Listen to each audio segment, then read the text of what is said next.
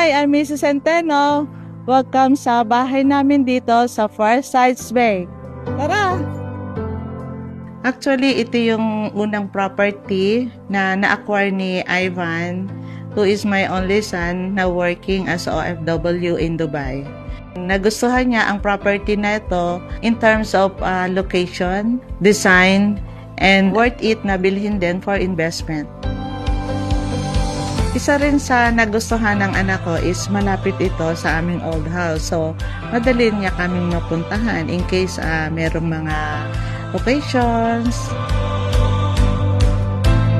Napili namin yung Alora kasi affordable siya and nagustuhan namin yung loft type. For a small family like ours, very ideal for us.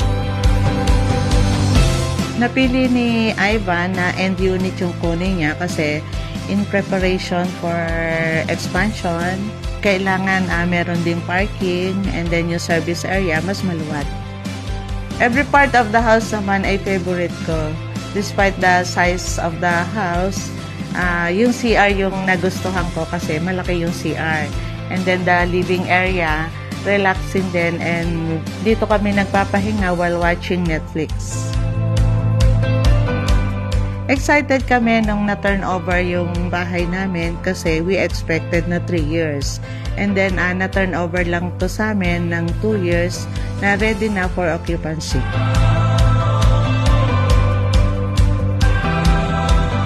Sa sobrang saya namin sa first, kumuha pa kami ng isang mid unit. And then, another unit sa Farsights Calauan.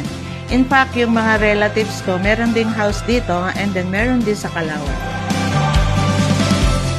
Nung nag-move in kami dito, na-observe ko na tahimik ang community, safe, and friendly yung mga kapitbahay.